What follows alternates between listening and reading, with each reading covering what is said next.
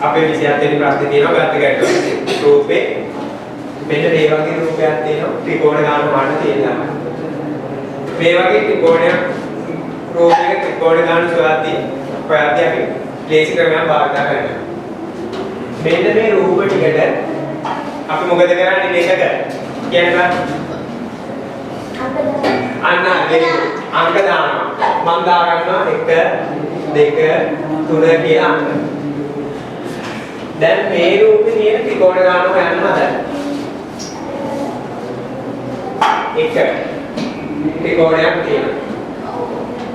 2 ත්‍රිකෝණයක් තියෙනවා.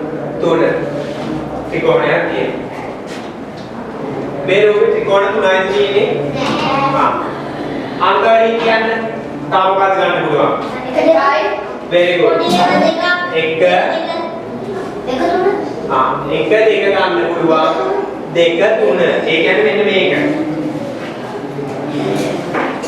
මෙඩි ළමයි මේකත් ත්‍රිකෝණයනේ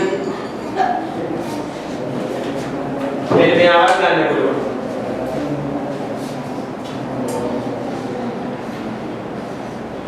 හරි තාම මොනවද තියෙන්නේ මුළු රූපේ ඒ කියන්නේ 1 2 3 මම වලට වරහන් කළා එකකට වඩා වැඩි ත්‍රිකෝණ එකතු වෙලා හැදෙන රූප 1 2 3 ඊට පස්සේ 1 2 ගන්න පුළුවන් දැන් මම මෙතනින් 2 3 ගත්තා මෙතනින් දැන් ඊට පස්සේ 1 2 3 ඒ රූප තුනම එකතු වෙලා විශාල ත්‍රිකෝණයක් හැදෙනවා එතකොට මේ රූපේ ත්‍රිකෝණ කීයක් තියෙනවද කීයද 6යි ත්‍රිකෝණ 6ක් තියෙනවා. මේ වගේ රූපයක් දුන්නාම එතකොට ගොඩක්ම ලේසි. අපිට අංකයක් දැම්මා අංක ටික දාලා එකතු කරලා. මට කියන්න උත්තරේ හරියයි අතුසන් බා. අතන දෙක කියනවා. දැන් ඉතින් ඉදිරි පේපර් වල ඉස්සරහට අපිට හම්බෙන පේපර්ස් වල මේ වගේ රූපයක් හම්බුනොත් අනිවාර්යයෙන්ම මොකක්ද කරන්නේ?